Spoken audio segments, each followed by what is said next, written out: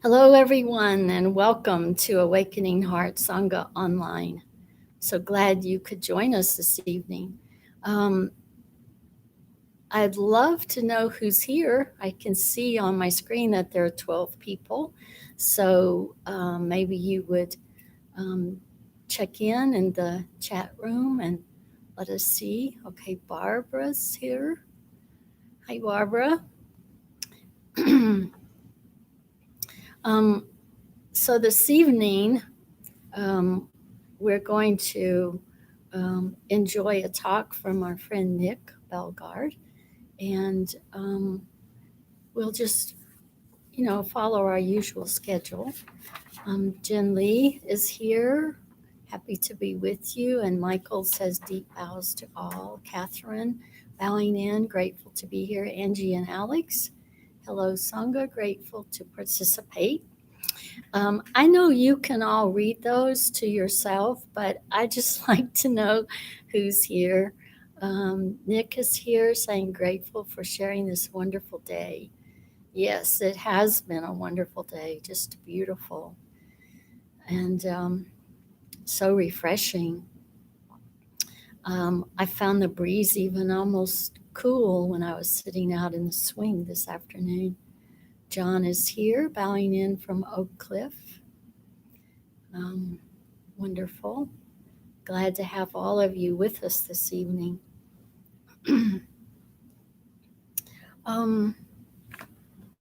So we'll continue checking in and welcoming everybody. But I would like for us to begin our session this evening by chanting the Medicine Buddha chant.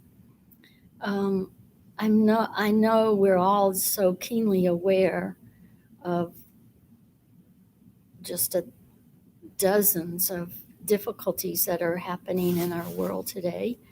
I'm particularly thinking about the fires in California. So many people, I heard on the news today that there were something like 1,800 firefighters working in this one particular area. So there are, I don't even know how many fires all over the state. And it's devastating for a lot of people. So I'd like us to remember these folks when we do the Medicine Buddha chant. And of course, the firefighters. So we'll do that, and then we'll do our opening affirmation.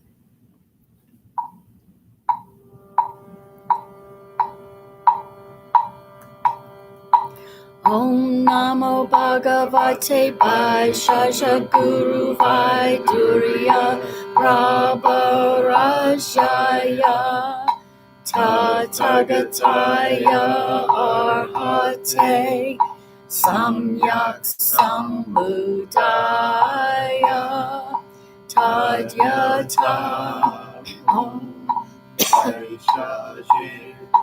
Vaishashe Mahavaishashe Raja Samudate Swaha. Om Namo Bhagavate Vaishya Guru Vaidurya Prabharajaya Tathagataya Arhate Samyak Sambuddhaya Tadyata Om Vaishashe Mahavaishashe Raja Samudate Swaha. Om Namo Bhagavate Vaishya Guru Vaidurya Prabharajaya Tathagataya Arhate Samyak Sambuddhaya Tadyata Om Vaishashe Vaishashe, Maha Vaishashe, Raja Samugate Swaha.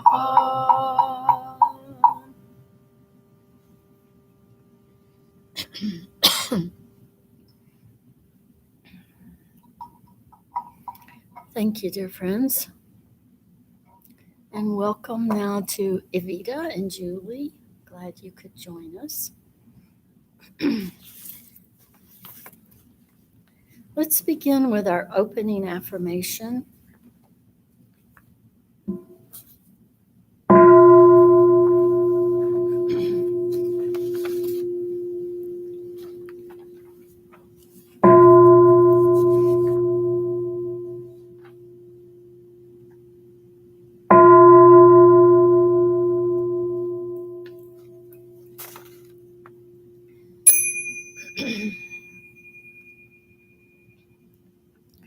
Noble community, we gather here now to honor the way of peace and nonviolence, the way of wisdom and compassion, the way of joy and beauty.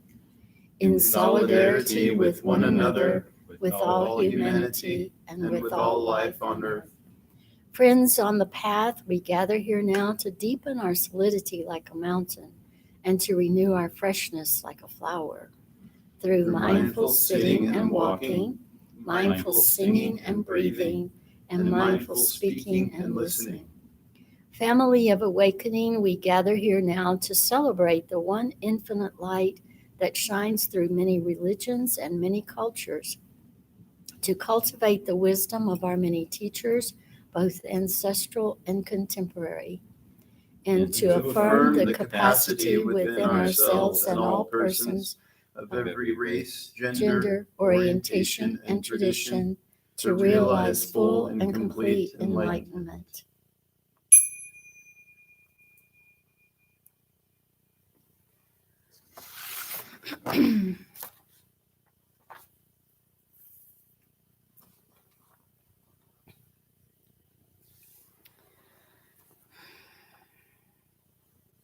So when we gather together like this, for me, there are several highlights, several things that I look forward to all week. One of them is the fact that we can meditate together even though we are not physically in the same space.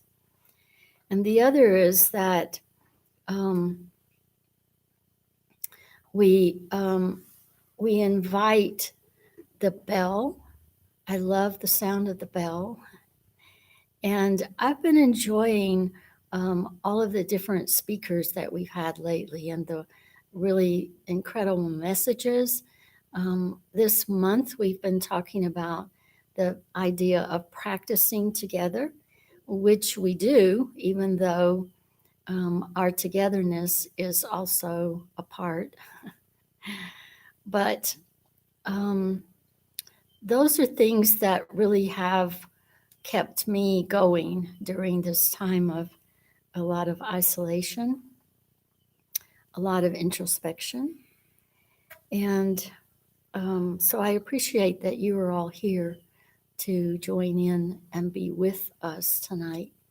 I am here in the center with Cornell, who is taking care of all the technology that helps us connect with one another and with Zoom, and Nick, who is handling the bellmaster duty and will be speaking to us in a little bit.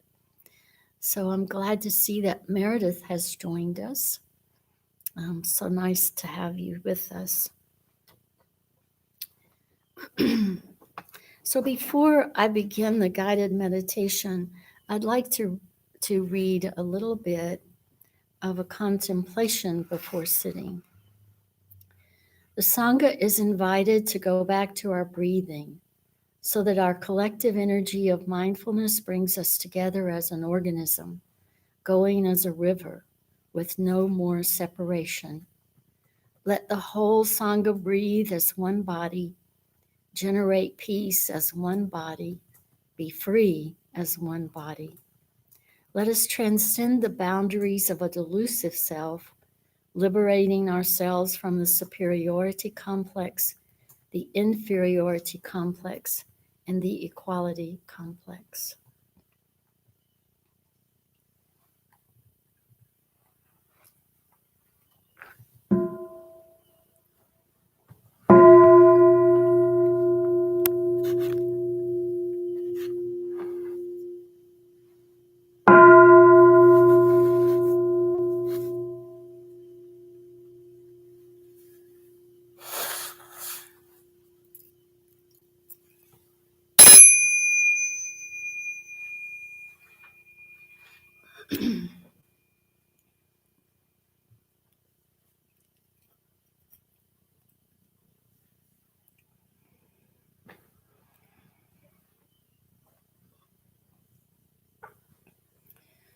I'd like to share with you tonight a guided meditation that was offered by a teacher called Jack Cornfield.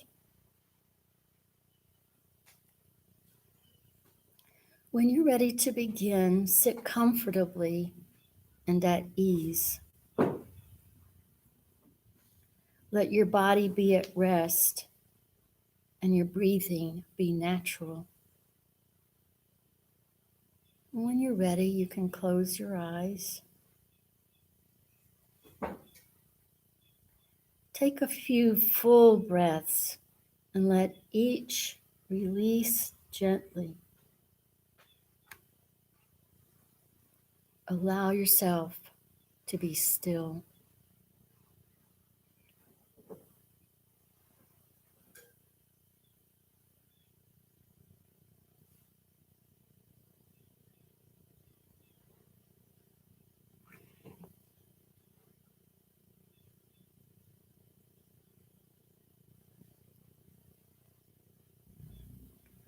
Now shift awareness away from the breath.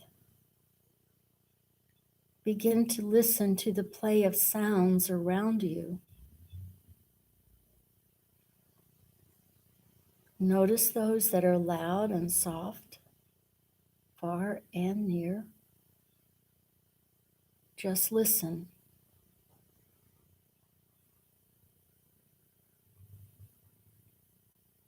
Notice how all sounds arise and vanish, leaving no trace.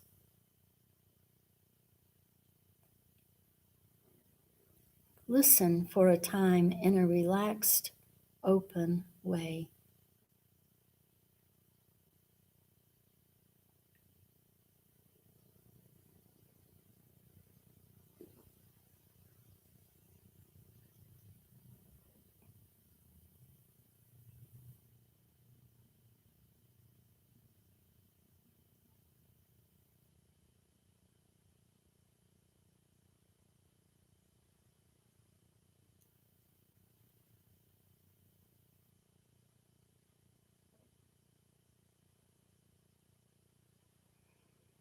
As you listen, let your sense of imagination or imagine that your mind is not limited to your head. Sense that your mind is expanding to be like the sky, open, clear, vast, like space. There is no inside or outside. Let the awareness of your mind extend in every direction, like the sky.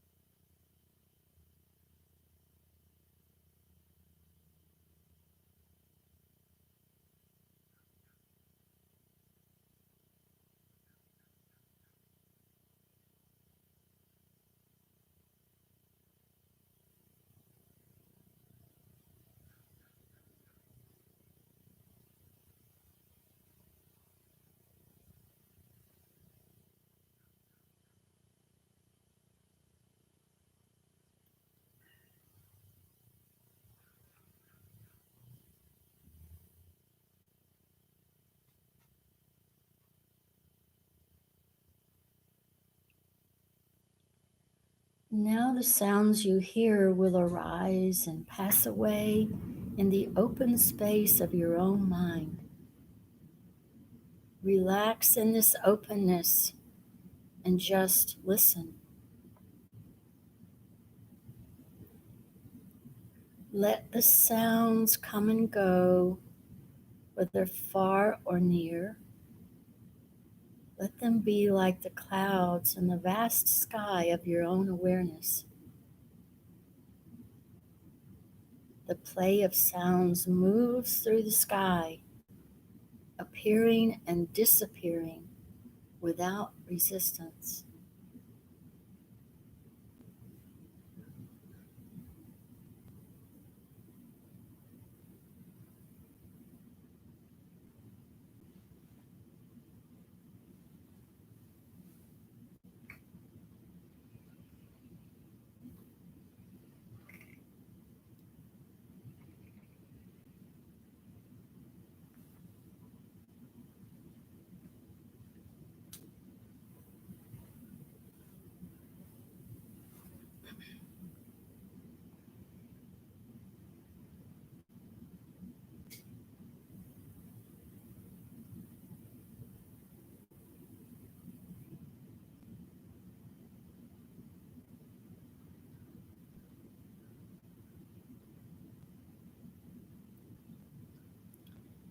As you rest in this open awareness, notice how thoughts and images also arise and vanish like sounds. Let the thoughts and images come and go without struggle or resistance. Pleasant and unpleasant thoughts, pictures, words, and feelings move unrestricted in the space of mind.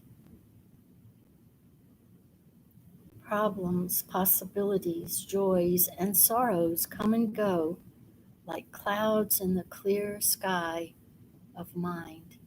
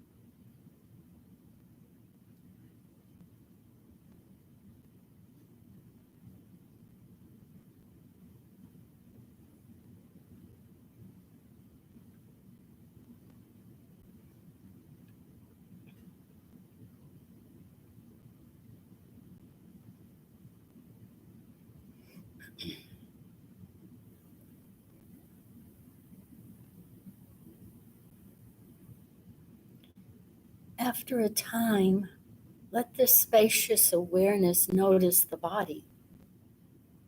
Become aware of how sensations of breath and body float and change in the same open sky of awareness.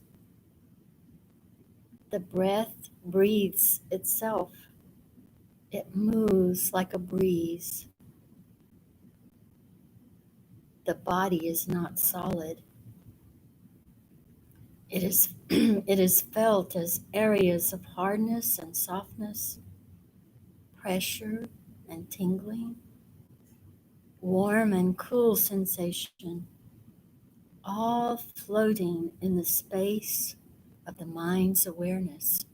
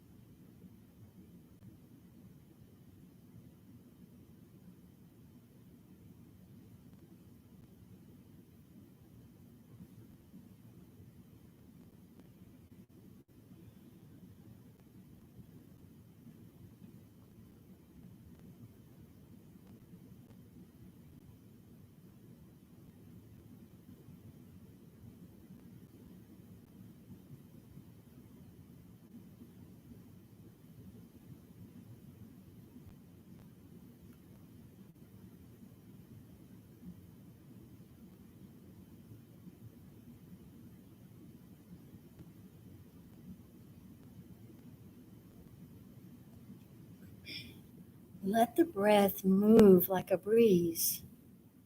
Rest in this openness. Let sensations float and change. Allow all thoughts and images, feelings and sounds to come and go like clouds in the clear open space of awareness.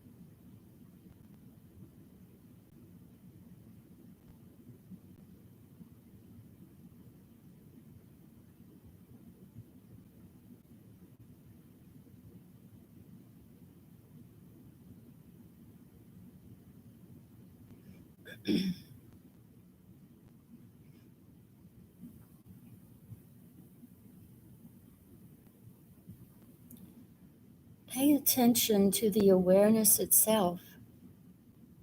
Notice how the open space of awareness is naturally clear, transparent, timeless, and without conflict, allowing all things, but not limited by them.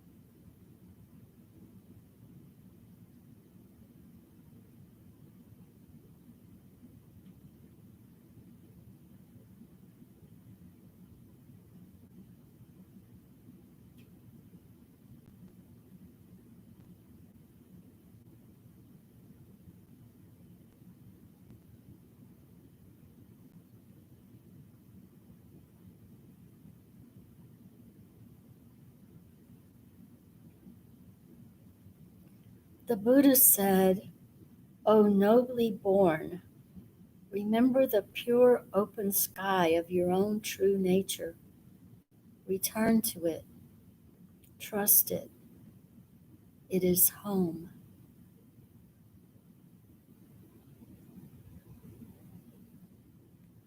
Let's rest in this place of home for the next few minutes.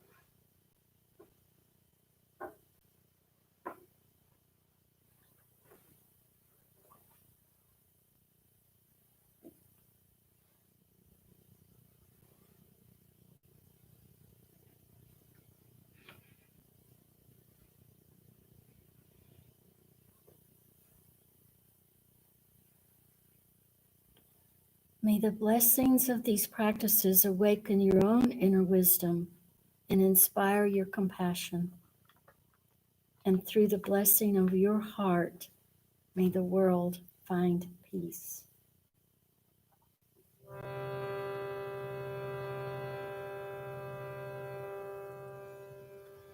May all beings be happy. May all beings be free. May all beings be joyful. May all beings be at peace. Brahma Vihara Maitri. Brahma Vihara Karuna. Brahma Vihara Mudita. Brahma Vihara Upeksha. May all beings be happy. May all beings be free. May all beings be joyful. May all beings be at peace. May all beings be at peace. May all beings be at peace.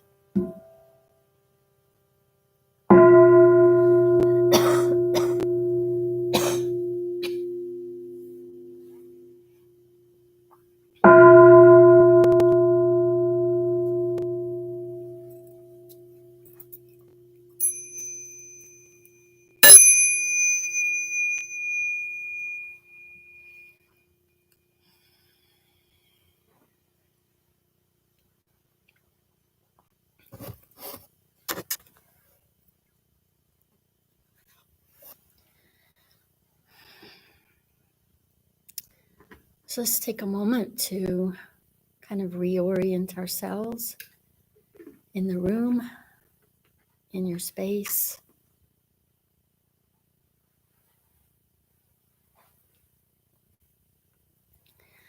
You may notice that in the chat window, there is now a link to the Zoom meeting, which will follow after the Dharma talk.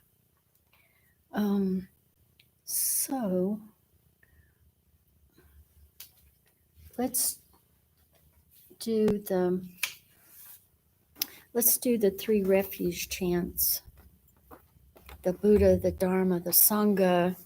These aspects of our practice that remind us of the teacher, the teachings, and the community that practices the teachings.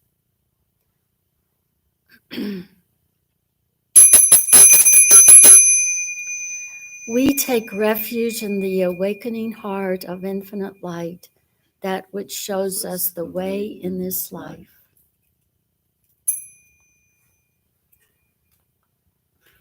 We take refuge in the Dharma, the awakening path of infinite light, the way of understanding and of love. We take refuge in the community, the awakening community of infinite light, those who live in harmony and awareness.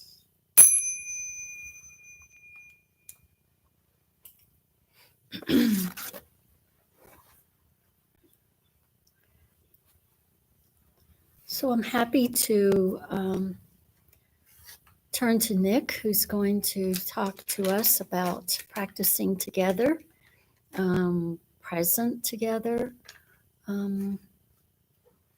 So here's Nick.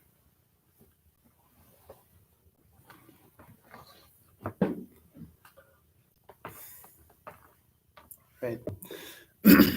Hello, dear Sangha. My name is Nick Bellegarde, and I am the bell guard. I won't say yet that I'm the bell master. Sometimes these bells tend to get away from me, but I would like to start this talk with, so the title of this talk is Practicing Presence Together. And To begin this talk, I would like everyone to chime in, maybe not everyone, but if you feel like it, chime in and answer the question, what brings you into the present moment? What are some things that bring you a sense of presence? And I'm going to do a few sounds of the bell and let us listen to these sounds of the bell while also chiming in with some helpful present moment tips.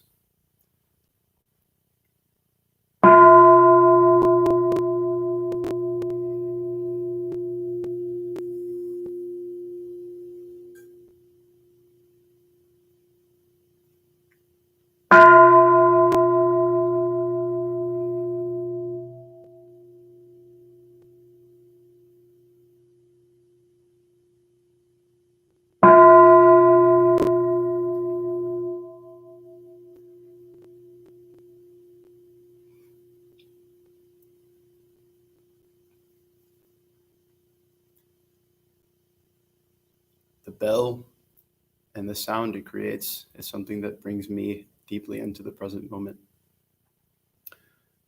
I like to listen and see how long it goes until it completely finishes its rotation. Sometimes this lasts much longer than I expected it to, and sometimes it goes a lot shorter. What else brings you into the present moment? Catherine mentioned stopping and breathing and smiling. That's been a theme in a lot of our previous meditations. Taking a deep breath and smiling to whatever comes into our consciousness. Julian Menuzzo, an old friend that I'm very happy to hear from, says trusting brings him into the present moment.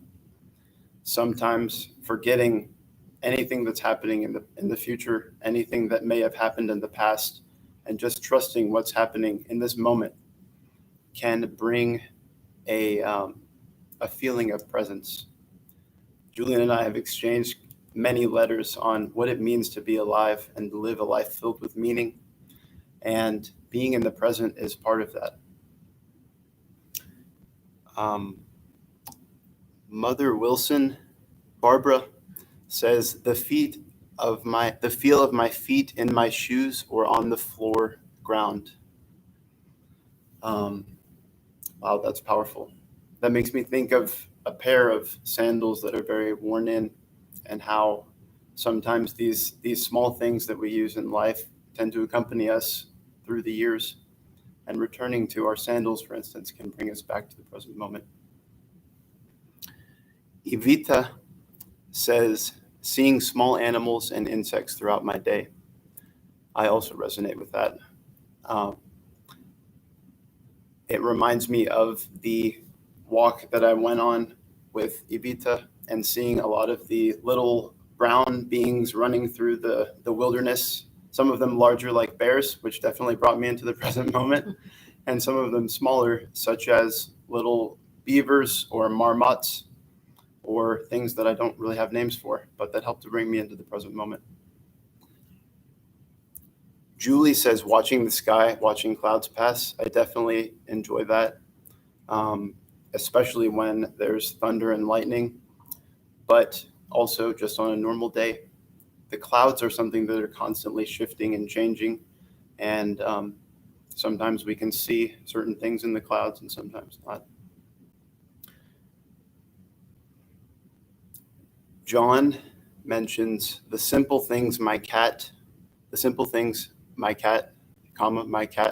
singing birds, walking in the park and feeling and practicing mindfulness. Thank you, John. And Angie and Alex say playing and composing music. So feel free to continue to share. I might tap in on some of those things, but practicing presence together, returning to the present moment is a gift. And I think it's sometimes something that we need to be reminded of, hence the name mindfulness. At least in my experience, I have had many moments where I have a practice of being present and then I forget. And sometimes I get caught in moments of wondering what the future might hold or being stuck in the past. And it helps to have friends and a community to practice with that help to remind me to return to the moment, the only place where there's peace, where there's life, and the only place where I can be completely and fully alive. It feels good to be in the present moment. And it also strikes me that being present gives rise to a lot of gratitude. And I also noticed that the things that these people are stating bring them gratitude don't necessarily involve achievements, don't necessarily involve things that cost them a lot of money to attain. And that's really refreshing, that these small everyday things like clouds, like small moments of quiet, like some jazz music on the radio, like watering the plants, or the powerful resonance of the bell, can bring us into the present moment. So similar to what other people have shared, noticing moments of awe and beauty in my life have also led me back into the present moment. There was another moment where Evita and I were walking down a nature trail and not really expecting anything, maybe making a little bit of conversation. And suddenly a bald eagle flew overhead. And both of us were just like, oh, whoa, a bald eagle. Like, we experienced this kind of wordless moment between us, this awe that kind of took us back to childhood excitement at seeing this eagle. And that brought us really quickly into the present moment. And when I pause and rest in the present, I find that there are moments like that. It might not be a bald eagle, but it could be the early morning sunlight trickling in on a pink flower, or roses blooming in the garden, or the face of someone in the car next to me smiling and humming along to a song that bring me a sense of joy and bring me back to the here and now. My parents have chimed in saying they're proud of me. That's pretty cool. Thank you for joining in. Julie says, out on my stair landing under the giant oak tree, doing my morning body prayer, slow motions and express the prayer, birds, tree, sky, all around. Thank you for joining in. So speaking of friends are also something that I'm extremely grateful for in my life. And two of my friends recently mentioned to me that they had started reading the book, The Power of Now, and which is another way of coming back to the present. And so when they mentioned that to me, it reminded me that I should open the book and maybe return to it. It's a book that I had read in the past and that had brought me a great deal of peace and centeredness. And I returned to it and I opened up a passage. And one of the passage mentioned that the life underneath your life situation. And that was something I was curious about. And it said that your life situation is something that can always change. Your life situation is something that may be here one day, but maybe may not be there the next. But your life, which is underneath your life situation, is something that is unchanging. It's a part of your being that you can tap into in any moment, and which I think exists primarily in the present moment. So your life situation is changing. Your life is a part of your being that exists right now. And sometimes that's hard for me to grasp. Sometimes I think that my life situation is my life. But the more I consider it, the more I consider that there is a sense of life coursing and flowing underneath whatever external things are going on in my life at that moment. And so that led me to do a little bit of writing, kind of a thought exercise. But one thing that I'd considered is that, and this could just be my opinion, but I feel that in my experience, a lot of my identities tend to dissolve in the present moment. When I'm fully present, it's not as important what I call myself, what I think of myself as being. I'm more just centered in the moment, in a peaceful place. So I wrote down some things, and I hope that this might awaken some alertness and aliveness in whoever's listening to this talk. So the refrain is, you are alive. You might have $1 million. You are alive. You might have $0. You are alive. You might have a broken heart. If so, I'm sorry to hear that. You are alive still. You might be happily married. You are alive. You might be a black person. You are alive. You might be a white person. You are alive. You might be a Hispanic person. You are alive. You might be an Asian person. You are alive. You might be a person that doesn't fit into any of those categories. And if you're listening to this right now, you are alive. Thank you for tuning in. You might have arthritis. You might have a lot of pain in your body. And if so, I'm sorry to hear that. But you are alive. You might have no pain in your body, which is, I think, a pretty rare thing. But you are alive. I think the more I say this, the more that I'm trying to consider that there is something deeper than what we consider ourselves to be. There's a course of life running through us, and it's up to us to become present, fully present, and become aware of this current that is running through us. Let's see. And Catherine shares, looking at the tree outside of her window. So I know in this practice, we often start with things that we're grateful for, things that bring us a lot of joy. And it sounds like the things that bring us into the present are also those things that we're grateful for. And when we think of things we're grateful for, we're brought back into the present. Those two things are intermingled. Another thing I think is intermingled with presence is a sense of love. As Thich Nhat says, when you love someone, the best thing you can offer them is your presence. How can you love if you are not there? How can you love if you are not there? I really like that point. And now that we're learning to connect together, I think it's possible to be there with another person while we're on Zoom, while we're on a video chat. It's just about how much are we really living in the moment when we're talking to this other person, when we're conversing to this other person. And what are some barriers that prevent us from being completely present with another person? One thing that I used to struggle with a lot, and that I've noticed that a lot of my peers and people outside of my peer group also struggle with sometimes, is the phones, having the phones out, the phones being kind of a blockage to the present moment sometimes.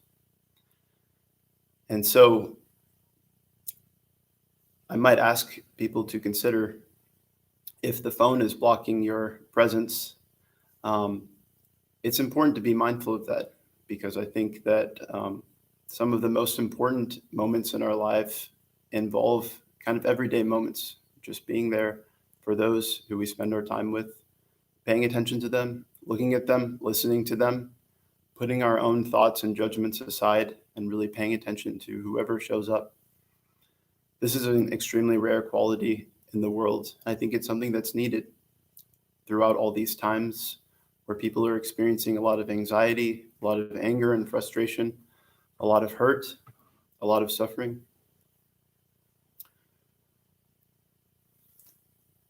Michael shared, I come into the present moment by grounding myself in my immediate surroundings. I like that one too. We can't always be out in nature listening to birdsong or seeing the clouds, but sometimes we can simply grab a medicine ball and squeeze it. Sometimes we can drink some water and feel it go down our throat slowly.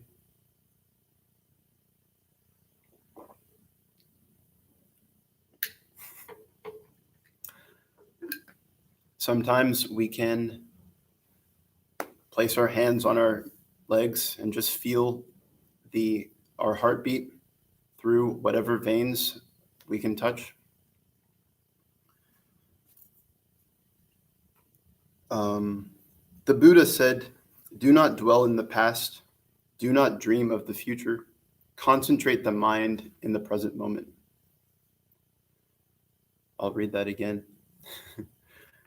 Do not dwell in the past. Do not dream of the future. Concentrate the mind in the present moment. Something to remind myself of, something to remind other people of as we travel through our lives. And yeah, gratitude, presence, and love are all united. I think the practice of returning to our breathing, the practice of, for me, my personal meditation practice involves waking up in the morning, every morning. My phone is on airplane mode in another room. I don't look at it. I don't use it. I wake up, I put on my robe that I've had since, I don't know, long time. And I get out my meditation cushion. I put it down. I grab a stick of incense because the incense lasts approximately an hour, so that I know that when it burns out, I can finish. Sometimes I finish before that. But I light the incense and I look at the flame and it brings me into the moment. Sometimes my cats are running around the apartment like crazy. Sometimes they're not. And then I sit down and I close my eyes and I practice returning to my breath, returning to the present. And that's how I start my day every day. And to me, that's been an incredibly helpful practice. When I wake up with an alarm, or in the past, when I used to wake up with an alarm and start sprinting towards out the door, it didn't really lead to very much presence and attention and stillness. So I'm really grateful for this meditation practice. So there's two more points I'd like to make. Sometimes we can notice those grateful things, a tree, the sky, birds, but sometimes there is intense suffering in our lives or in our loved ones. And in my experience, sometimes being completely present with another person's suffering is another pathway into deep presence. I know that sounded kind of cyclical, but when I show up to someone else who is really suffering and completely sit with them and breathe and pay attention to them, that also brings me back into the present moment. And I feel like that's a really important moment to be present when another person is stating a feeling of suffering, or you see them suffering, or they're at the end of their life. This is a time where we can be brought into the present and give this person something that is very important to give. It's a gift. So one of the two friends that's reading The Power of Now right now, and hopefully might be tuned into this talk, shared a poem with me.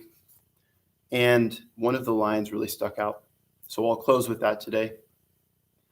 And the line was, "We must have the stubbornness to accept our gladness in this ruthless furnace of a world."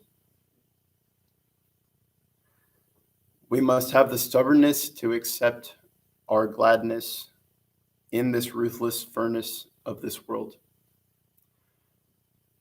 I really like that line. And I'm really glad that you all tuned into the talk today. Thank you all for your presence and your attention. And that's all I have to say.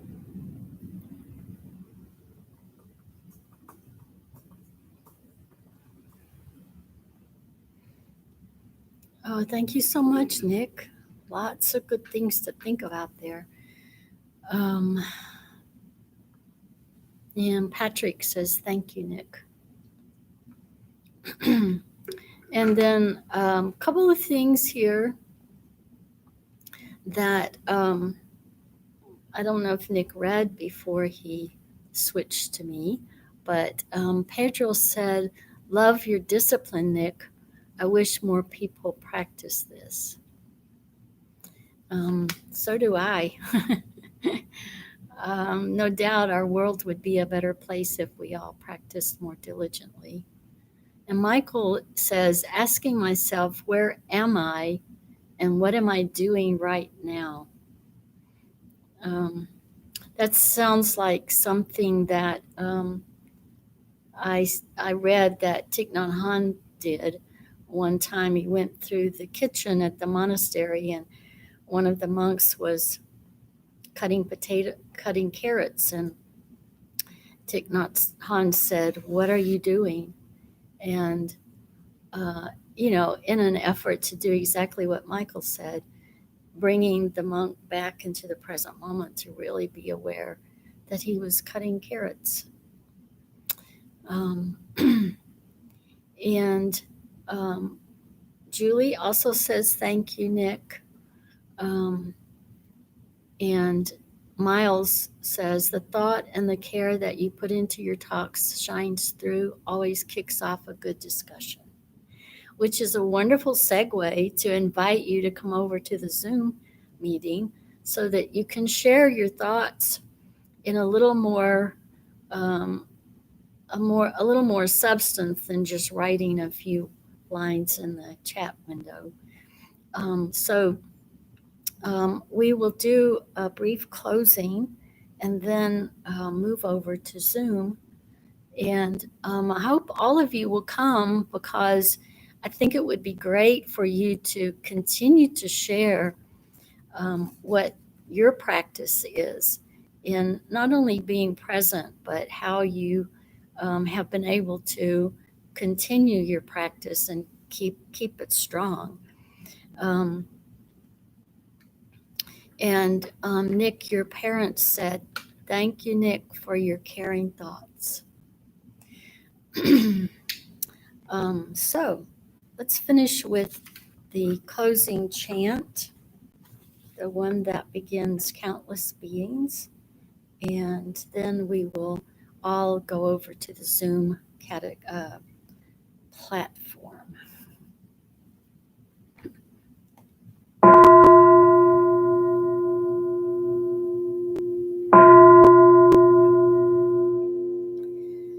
Countless beings we vow to free, ceaseless afflictions we vow to end, limitless truth doors we vow to open, the deepest paths of awakening we vow to realize.